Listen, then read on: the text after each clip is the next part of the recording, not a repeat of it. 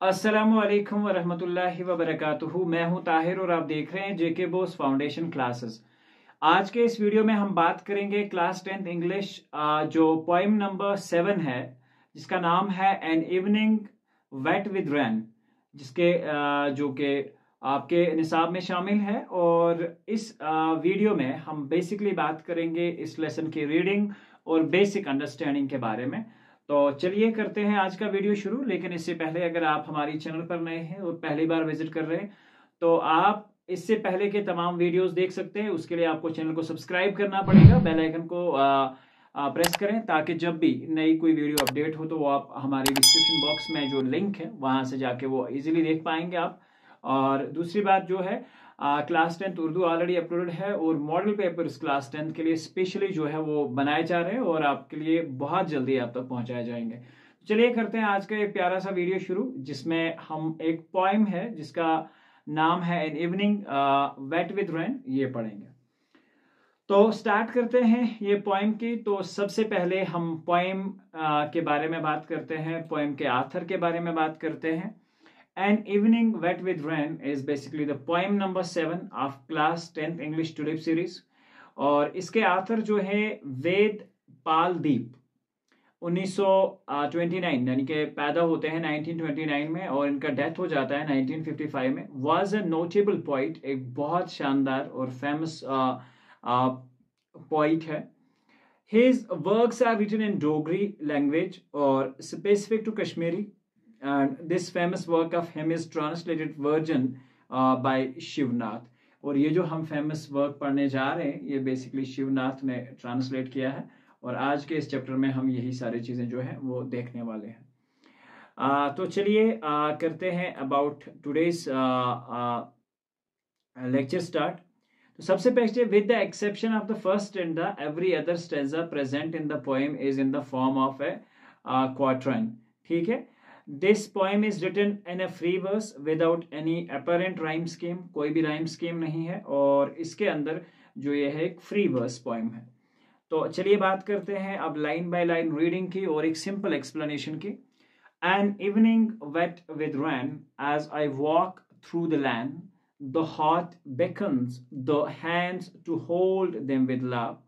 Love, the mind also knows subtle signals of the breeze. Should I stand on the ground or waft with the wind? बहुत ही शानदार तरीके से ये जो poem है, basically poem का थोड़ा सा समरी जो है हम डिटेल में बात करते हैं यहाँ पे। ये पोएम जो है बेसिकली, अगर इस पोएम की हम बात करें तो यहाँ पे शायर एक शाम का मंजर पेश करने की कोशिश करता है, या शाम के एक मंजर की जिसे हम कहेंगे तस्वीर कशी करने की कोशिश करता है, या शाम के एक वीव को बयान करता है, एक सीन को बयान करने की कोशिश करता है। और ये वो सीन है जबकि बहुत ज्यादा बारिश हो रही होती है। ठीक है, और बारिश की वजह से हर चीज गीली हो चुकी होती है। शायर एक्चुअली एक तंग गली से गुजर रहा होता है और वो सीन को क्रिएट करता है इस सारी पोएम के अंदर। तो अब हम लाइन बाय लाइन मीनिंग पे आते हैं। An evening wet with rain, एक ऐसी शाम जिसमें बारिश की वजह से हर कोई चीज गीली हो चुकी है। एन इवनिंग यानी कि शाम का वक्त, वेट जिसे हम कहते हैं गीला हो जाना, विद रेन एक ऐसी इवनिंग जिसमें हर कोई चीज गीली हो चुकी थी शाम बारिश की वजह से। As I walk through the lane, ठीक है, शायर एक गली में से चला जा रहा है। लेन का मतलब होता है एक गली या एक स्ट्रीट जिसे हम कहेंगे। तो शायर उस गली से चलते हुए इस सीन को इन लाइंस में रिकॉर्ड करने की कोशिश करता है।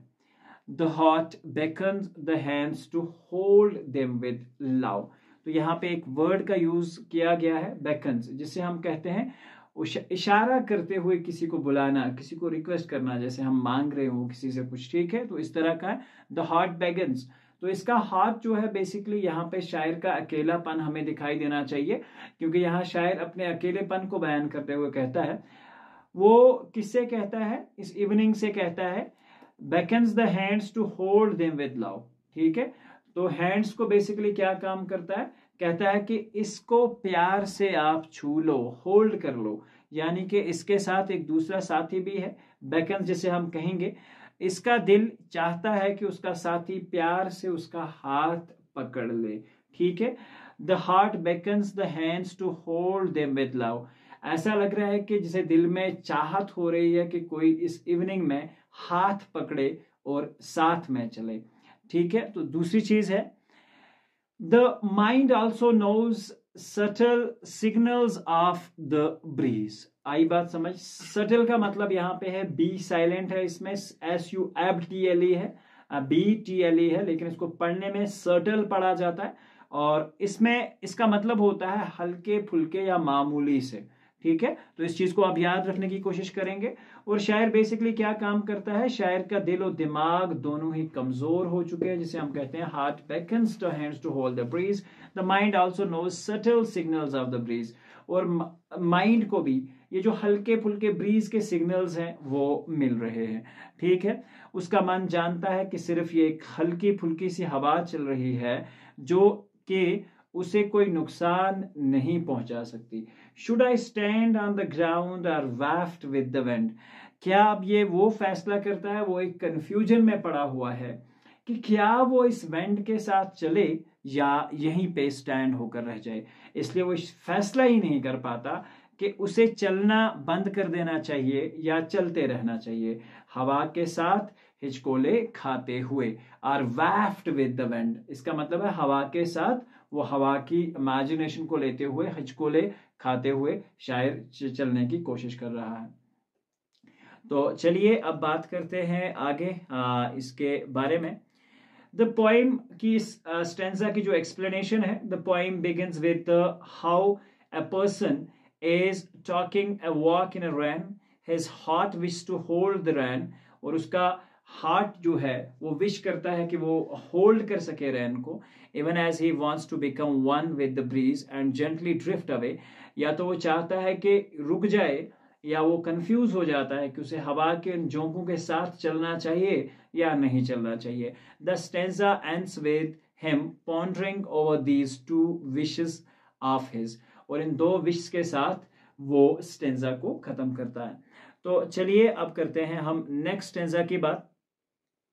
उसके बाद है बहुत ही सिंपल सी चीज, windows doors awnings of the houses are wet. Awnings जो होते हैं, जो पर्दों के ऊपर वो बाहर बाहर छतें बनाई होती हैं या घर के ऊपर जो छतें बनाई होती हैं, तो वो विंडोज खिड़कियां, दरवाजे और वो कवरिंग्स, छोटी छोटी जो छतें बनाई होती हैं जिसे हम पर्दा बॉक्सेस कहते हैं, जो बाहर आपने देखा होगा किसी घर के बाहर वो बाहर से लगे होते हैं कुछ पर्दे, चाहे ताकि खिड़कियों के अंदर वो पानी ना चला जाए, तो उसको अवर्निंग्स कहा जाता है ऑफ द हाउस। हर कोई चीज भीग चुकी है। विंडोज की अगर आप बात करें, आप डोर्स की बात करें, आप अवर्निंग्स की बात करें या किसी भी घर की बात करें, तो सारी चीजें जो है वो गीली हो चुकी हैं। उसके बाद cool bridge stir the leaves of the yonder banyan tree. The collar of my coat is also wet with the drops of rain all around rain's silence। ठीक है, तो यहाँ पे शायर बेसिकली किस चीज के बारे में बात करता है, तो सबसे पहले अवर्निंग का मतलब होता है, ये बेसिकली मैंने आपको पहले ही कह दिया था कि ये वो जिसे हम कहेंगे पर्दों के, या इसे हम त्रिपाल भी कह सकते हैं। ठीक है, जो बाहर पर्दों में लगा होता है, अच्छा, जिससे पानी को बचाया जाए। और उसके बाद स्टेर का मतलब यहाँ पे एक वर्ड यूज हुआ है, स्टेर। स्टेर का मतलब होता है थोड़ा हिलाना, जिसे कहते हैं थोड़ा थोड़ा हिलना। ठीक है, और उसके बाद है यॉन्डर, यानी कि इधर या उधर। और उसके बाद जो वर्ड यूज हुआ है रेंस, लास्ट वाले में यहाँ पे ये वाला वर्ड यूज हुआ है। तो इसकी जो सिंपल मीनिंग्स मैं आपको समझाने की कोशिश कर रहा हूँ, ये रेंस का word at the end use हुआ है। ठीक है, तो इसका मतलब बेसिकली क्या होता है, छाया हुआ। अब हम बात समझने की कोशिश करेंगे शायर क्या कहता है कि बारिश की वजह से हर गीज गीली हो चुकी है, चाहे वो खिड़कियों की बात करें, दरवाजे या घर के बाहर जो साइबान लगे होते हैं, सब गीले पड़े हुए हैं।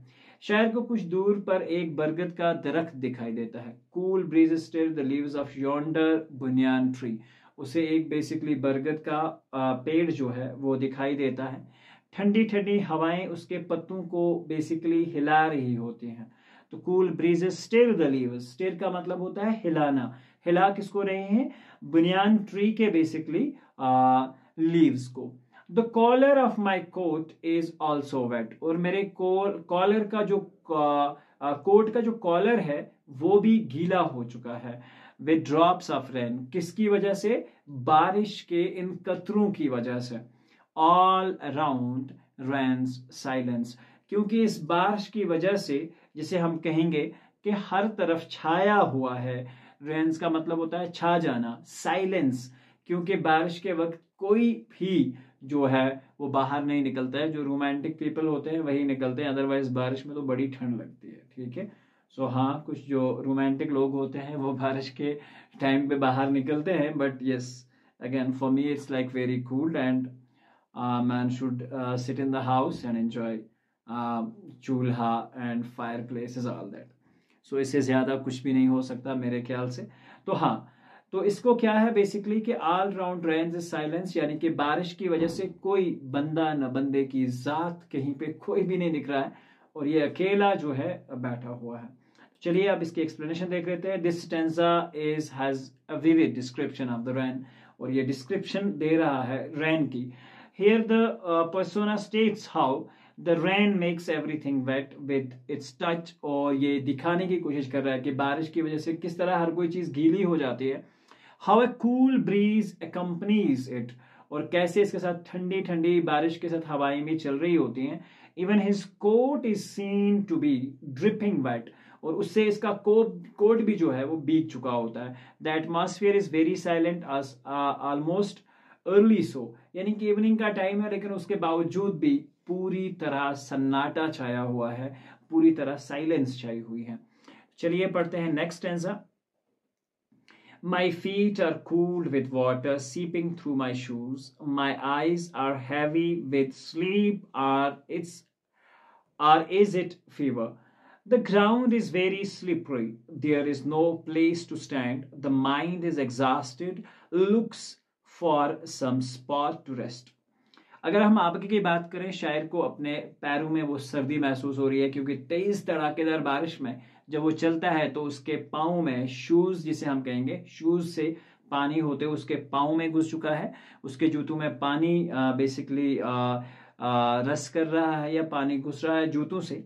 अपनी आंखों में भी वो बारीपन महसूस करता है, यानी कि उसे थोड़ा बारी बारी धुंधला धुंधला दिखाई देता है। ठीक है, और वो क्या है बेसिकली उसे ऐसा महसूस कर रहा है, ये बारीपन नींद या बुखार की वजह हो सकता है, यानी कि इसके बाद ऑब्वियसली इसे फीवर की कंडीशन से गुजरना पड़ सकता है। जो जमीन है बहुत ही फिसलन है। स्लिपरी का मतलब होता है जमीन के ऊपर बहुत ही स्लिप हो रहा है।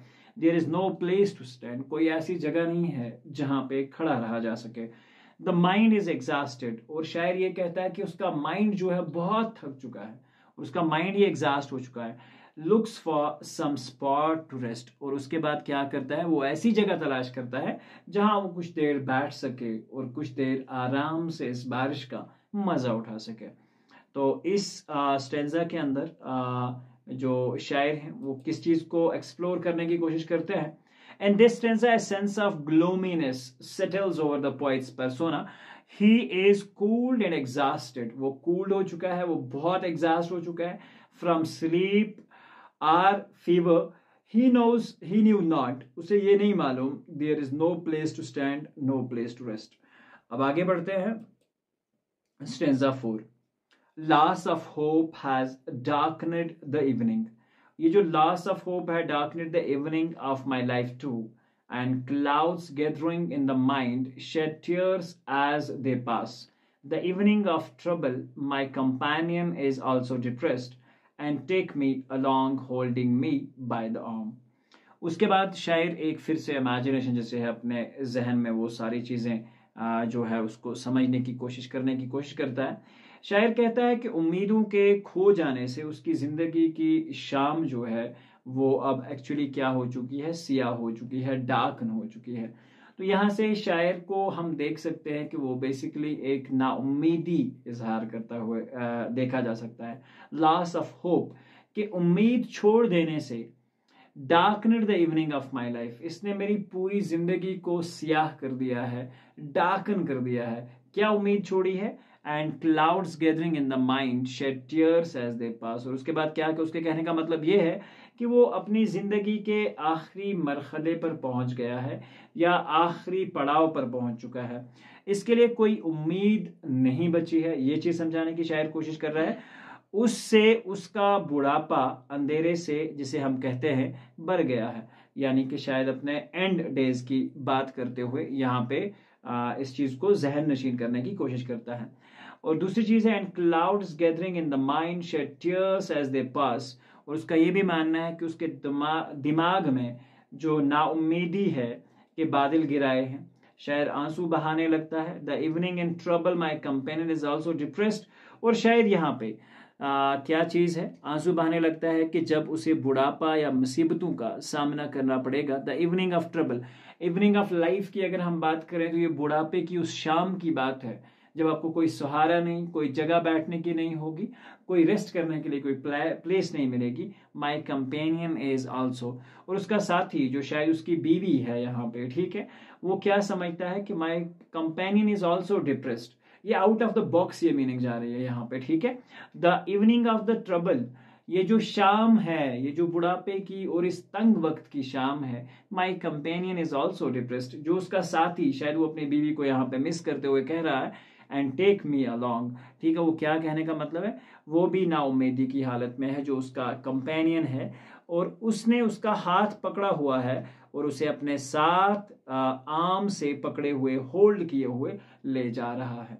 ठीक है, और उसका साथी भी जो है वो भी नाउम्मीदी का शिकार हो चुका है। शायद यहाँ पे अगर बुढ़ापे की हम बात करते हैं तो शायद शायर अपनी बीवी को यहाँ रिप्रेजेंट कर रहा है। एसेंस ऑफ डिसोलेशन, अकेलेपन या नाउम्मीदी की जो शाम है वो ऑब्जर्व किया गया है इस स्टेंजा के अंदर। The darkness of evening in the sky is compared to the darkness of the persona's own life. ये इवनिंग की जो अंधेरा छा चुका है चारों तरफ, इसको कंपेयर किया गया है किसके साथ, शायर ने अपनी लाइफ के साथ। He goes on to paint a glum picture of the rain. वो फिर भी इस रेन की एक पिक्चर दिमाग में बिठाने की कोशिश कर रहा है। How the clouds seemed to shed tears, और कैसे क्लाउड्स के दौरान पता भी नहीं चलता कि कैसे टीयर्स भी निकल रहे हैं। This is compared to his own sorrow filled mind. ये अपने माइंड को यहाँ पे सुकून देने की कोशिश करते हुए कहने की कोशिश कर रहा है। Here the evening is described to be his equally depressed companion as they walk together.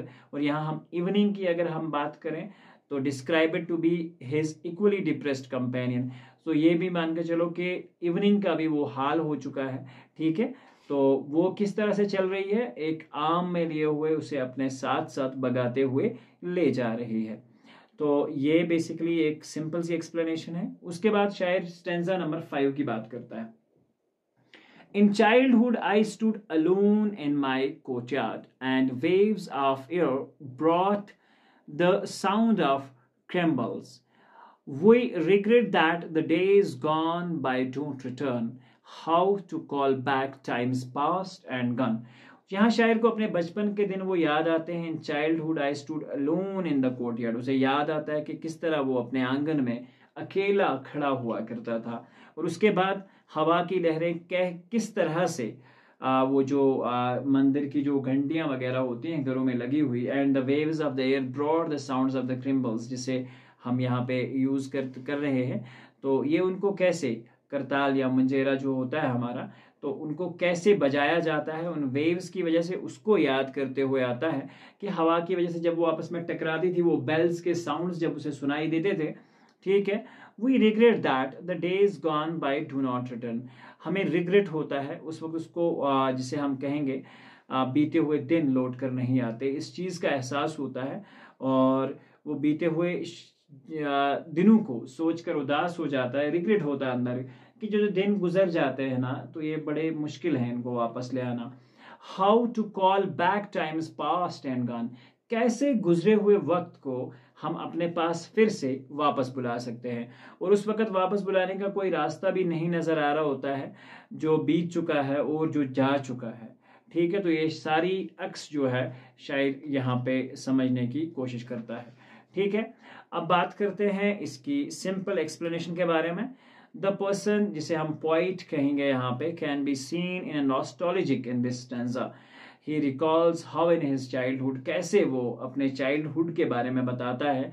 He had stood alone in the courtyard, वो अकेला अपने आंगन में खड़ा हो जाया करता था. Observing the breezy air and it's noisy sound, और ब्रीजी एयर के साथ और नॉइजी साउंड जो उसे प्रोड्यूस होता था, वो बेल्स का जो साउंड सुनाई देता था. He regrets how the time has passed, और इन सारी चीज़ों को वो याद करके कहता है कि किस तरह, कितनी जल्दी से वक्त गुजर गया. And how he could never return to his past days, और अब शायद वो अपनी पूरी जिंदगी में कभी भी वापस उन डेज को ला नहीं सकता. आई बात समझ. Now the next thing is stanza number 6. The evening prepares to go to sleep in the lap of night, slowly, softly, just as the sky's feet touch the ground. Shadows of trees rest in the dark tank as some passing clouds casts a shadow over the hills. यहाँ शायर रात के आने का इंतजार कर रहा है. एन इवनिंग प्रिपेयर्स, ये जो शाम के बाद जो रात का समा होता है, या शाम के टाइम के बाद जो रात का समा होता है, उसका जिक्र एक शायराना अंदाज में यहाँ शायर करता है, एक शायराना एक्सप्लेनेशन देता है. वो कहता है कि शाम अब रात की गोद में सोने के लिए तैयार हो चुकी है. इन द लैप, यानी कि अभी जो इवनिंग है, ये बेसिकली यही इवनिंग अब किस में कन्वर्ट हो जाएगी, एक नाइट में कन्वर्ट हो जाएगी. धीरे धीरे, स्लोली, आम ससु में शाम अपनी जगह रात को देने को जा रही है. अब ये इवनिंग खत्म होने जा रही है और ये अब क्लाउडी जो है, नाइट जो है, सामने दिखने को मिलेगी. ऐसा लगता है मानो आसमान के पांव, जिसे हम कहेंगे softly just the skies feet touch the ground, जैसे वो ग्राउंड को छूने लगे हों. तालाब किनारे, जिसे हम कहते हैं shadows of the trees and all these things. ठीक है, अब तालाब के किनारे उगे हुए दरख्तों के जिसे हम कहेंगे उगे हुए दरख्तों के सायों ने हिलना भी बंद कर दिया है. अब नहीं दिखता है, अब कोई लाइट नहीं है. ठीक है, shadows of the trees rest in the dark tank, जो ये किसी भी पानी के बहाव के साइड में जो ट्रीज लगे होते हैं, अब वो लगता है किसी पानी के टैंक में अपना जो रेस्ट कर चुके हैं. अब उनके शेडोज मूव नहीं कर रहे, उनके शेडोज अब बिल्कुल भी ऐसा लगता है मानो कि ये काले तालाब में आराम करने चले गए हों. As some passing clouds cast a shadow, गुजरते हुए एक बादल ने अपनी परछाई पहाड़ पर डाल दी है. ओवर द हिल्स, और गुजरते हुए पहाड़ों ने, क्योंकि अब ये एक्चुअली शाम के इस मंजर को, इस इवनिंग के इस टाइम को अब नाइट में कन्वर्ट होते हुए देख रहा है शायर. ठीक है, तो इस स्टेंजा की अगर हम सिंपल मीनिंग देखने की कोशिश करते हैं, there is an activity in the houses lit by the electric bulbs. Is it right now? Okay, so this was the thing. The stanza begins with a beautiful description on how the evening prepares. stanza start होता है कि कैसे एक evening prepare होती है for its sleep, और वो जा रही होती है नाइट बनने, अब रात बनने. It's bed beginning the lap of night, ताकि वो नाइट के लैप में जाके सो सके, समा सके. A sense of end can be observed here as nature itself winds up for the day. और जैसे यहाँ पे ये कह रहा है कि हर चीज दुनिया की जो भी है, अपनी एक मधुर, एक रोमांटिक फीलिंग्स के साथ एक दिन खत्म हो जानी है. और यहाँ ये भी है, लाइफ के हमेशा जिंदगी रहने वाली नहीं है. जो चीजें लाइफ में होती हैं वो हमेशा से नहीं होंगे. हमेशा से इंसान को चेंज के लिए प्रिपेयर रहना चाहिए. Long shadows already being cast, और इसका मतलब क्या है कि लॉन्ग शेडोज जो है वो ऑलरेडी कास्ट हो चुके हैं, अब कोई शेडो नहीं दे रहे हैं वो, जिसे हम कहेंगे. ठीक है, तो उसके बाद ये लास्ट स्टेंजा है, बहुत ही simple. There is activity in the houses lit with electric bulbs, moonlight laughs holding the hymn of the moon. Where is my destination, where is the hurry, light of the earthen lamp in a wayside modest inn awaits me. उसके बाद क्या, शायर कुछ लोगों में या कुछ घरों में जो बिजलियों के बल्ब जलते हैं, उनकी यहाँ पे रोशनी दिखाई देती हुई उसे पड़ रही है. और वो क्या कह रहे हैं, there is activity in the houses lit by the electric bulbs. तो शायद कुछ घरों में बिजली रोशनियां जलती हुई देखता है, और वो सोचता है कि इन घरों में कोई ना कोई हरकत जरूर चल रही है. ठीक है, कुछ ना कुछ इन घरों के अंदर हो रहा है, कोई ना कोई एक्टिविटी इन घरों के अंदर जो है वो हो रही है. उसके बाद शायर क्या कहता है कि मून लाइट जो है, यानी कि चांदनी, चांद की गोलाई को पकड़े हुए और मुस्कुराते हुए लग रही है। Laugh is holding the hem of the moon, और यहाँ पे हेम की बात करें, किनारा जिसे हम कहते हैं ना, हेम का मतलब किनारा होता है। वेयर इज माई डेस्टिनेशन, ये सत्रह शायर की अंदरूनी हालत को अगर हम देखें ना तो बयान करते हुए नजर आ रही है, और बाहरी दुनिया के मुकाबलन जिसे हम मुकाबलतन अगर हम बात करें फर्क को जाहिर करते हुए महसूस होते हैं। शायर ने अपनी जिंदगी में कोई खुशी या रोशनी नहीं देखी है या उसने नहीं महसूस, और वो अपने घर के बारे में नहीं सोचता, वो से वहां पहुंचने की कोई जल्दी भी नहीं है। वेयर इज माई डेस्टिनेशन, मुझे कहाँ जाना है। वेयर इज द हरी, कौन सी जल्दी है कहीं जाने की। ठीक है। Lights off the earthen lamp on A way side, तो उसके बाद क्या कहता, उसका ठिकाना रास्ते के किनारे पर बनी हुई एक मामूली सी सराय ही तो है। कहाँ पे, जहाँ पे लोग रात को मुसाफिर जिनका कोई घर नहीं होता है या किसी शहर से गुजर रहे होते हैं तो वो अपने आप को सेटल करते हैं जाके। ठीक है। और क्या है, जहां सिर्फ एक मिट्टी का दिया जल रहा हो, light of earthen lamp in a way side, और एक साइड में मोडेस्ट एन अवेट्स मी, यही टिमटिमाता हुआ दिया शायर का इंतजार कर रहा है जो कभी भी बुझ सकता है। यानी कि अब उसकी लाइफ जो है ऑलमोस्ट जिसे हम कहेंगे एंड होने वाली है। तो ये बहुत ही एक सरल चीज में शायर ने जो ये है एक्सप्लेनेशन देने की कोशिश की है। The poem ends with the portrayal of the light in the moon and the bulbs are opposed to the gloomy darkness described before. A sense of happiness can be observed in the phrase, और यहाँ पे एक sense of happiness हम देख सकते हैं। Moonlight laughs, he contemplates on his destiny, on where life is talking him with such a hurry। अब कहाँ ले जाएगी जिंदगी, कौन सी जल्दी पड़ी है, क्योंकि अब शायर को मालूम है कि उसकी जिंदगी के आखिरी दिन है। Even as he makes his way to his well lit modest inn, और जहाँ पे एक दिए हुए जलते हुए दिए में एक सराय में जाके वो अपना गुजारा करता है, यानी कि शायर का घर भी जिसे हम कहें वो नहीं होता है।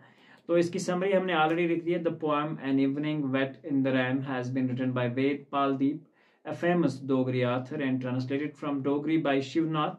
In this poem, the poet recollects an evening with veteran, और एक evening with veteran के बारे में सोचता है। It's then the environment of the complete quietness, जहाँ पे एक सुनसान सा environment होता है।